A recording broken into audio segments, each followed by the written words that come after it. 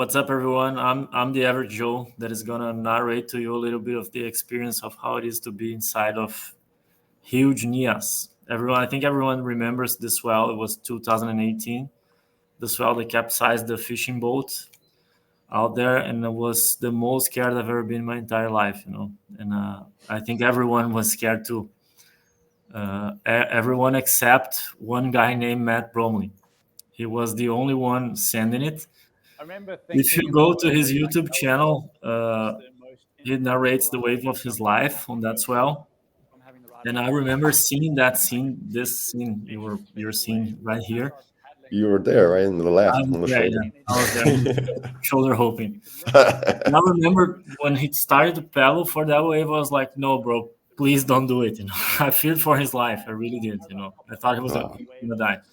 And then he didn't die, and everyone like screamed their lungs out. Everybody, every big wave surfer, every good big wave surfer on planet Earth was there, and nobody was moving for those sets. And he absolutely charged it. He was sending it way harder than anybody else. And I think he doesn't get the proper recognition. So after he went on that wave, I finally gathered the courage to start paddling for the insider ones. And this was a smaller wave, but for me, it was the wave of my life. I remember when I got to the bottom of it, I looked up and it was like a building, like a wall. And I just thought, man, please don't fall. I thought I can't imagine. Yeah, it was insane. And then after that, I got a couple more waves, and was the best session of my life. By far the best waves I've ever seen in my entire life. And yeah, it was the swell. I think it had 14 feet at 23 seconds. It was the biggest swell I've ever seen forecasted to Indo by far.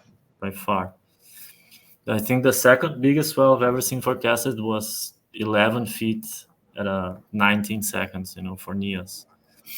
Yeah, I remember everyone was talking about this swell. All the pros were flying to Nias to get waves on that day. But it was a scene, yeah. And the color of the water wasn't as green as no, Nias. It was brown and then stinky. Man. It was stinky. It was. I think the ocean invaded the village, and all the sewage went back to the ocean. It was disgusting. Wow. Yeah. But and your board, Diego. I was riding a 7-1. There was a big down current on that day. You had to be paddling all the time because you couldn't just sit and wait for a good one.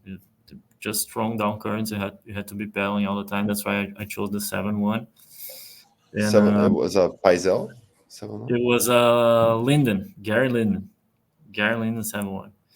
And I only surfed for 2 hours, because I got so tired. And after I got my last good wave, I was like, man, that's more than enough. Don't need to. I surfed only one day of the swell, and then just sat there drinking bean tangs and watching everyone get best waves of their lives. It was really, really crazy.